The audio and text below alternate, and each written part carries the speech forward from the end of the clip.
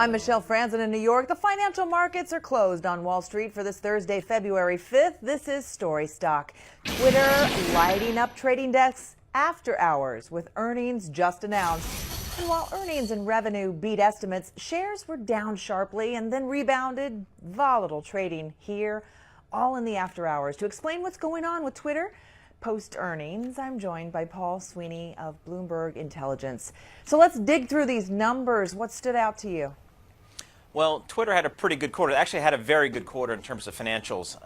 When you look at the revenue, when you look at the EPS, the company delivered results that were well ahead of street expectations. But as you look at the fourth quarter, one of the things to give investors some pause was the fact that the user growth continues to decelerate for Twitter. The growth rate is really slowing in Twitter being able to add new users. So the monthly active users came in at 288 million. The street was looking for 295 million. So that concern is still out there. I think what's helping the shares a little bit rebound from that user issue was the fact that the company reiterated financial guidance for revenue and cash flow and earnings per share for 2015. So the financial picture looks to be in good shape. But again, I think the company is going to have to address with investors tonight how they expect to either grow their user base from that 284 million level or maybe make more money off of the existing users. And let's talk about that user base. Twitter reported 288 million monthly active users, which is below estimates. So how bad of a figure is this, and how can they up that usage? Sure, it's it is a big issue for investors because investors really look at the user base of some of these social media platforms, and I think investors, they'll look to Facebook as certainly, maybe the bellwether stock in terms of growing a social network, and Facebook has over 1.3 billion users. So, when Twitter was building its user base, there was expectation that that number could maybe approach Facebook at some point in time. But here we've seen to kind of sputtered out here south of 300,000 subscribers. So now, Twitter makes the point that, which I think is a valid point, that many users see tweets all over the media ecosystem all the time, and those viewers are not counted in their active user base. So the challenge for Twitter is to say, we know a lot more people are seeing our tweets outside of Twitter.com. How do we make money off of them?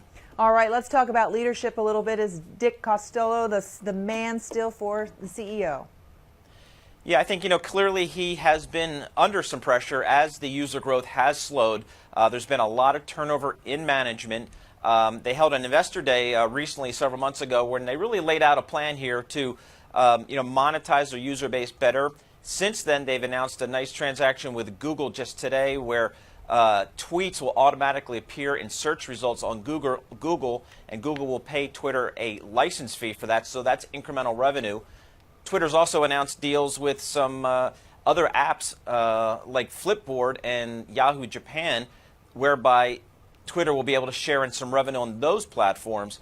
So Costolo is doing what he said he was going to do, which is going to try to monetize the users that are not necessarily captured in their monthly average user number and try to grow the revenue that way. So they are making some headway. The financial results and the projections kind of show that. But again, I think they're going to have to address the slowing user growth. And this headway comes just as Twitter stock has been crushed over this past year. Is there a buy case to be made for investors? Yeah, I think the bulls that are in the Twitter story right here, I think they're trying to come back and say, listen, the stock was beat up. It had actually traded much better here in 2015 as the company started making some of these agreements with the Googles of the world. And it looks like management is starting to make some headway in monetizing their user base. So the bulls are simply saying, listen, Twitter is a very viable business.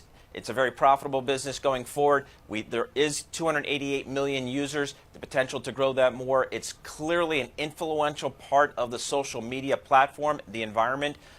So the question is, we know Twitter works. The question is, can it be as profitable as a lot of the bullish investors think? So I think this earnings conference call is going to be very critical for the stock and for investors to see whether this management team is really making enough headway. All right, Paul Sweeney from Bloomberg, thanks for joining us. And you've been watching Story Stock. Stay with abcnews.com for your latest headlines. I'm Michelle Franzen in New York.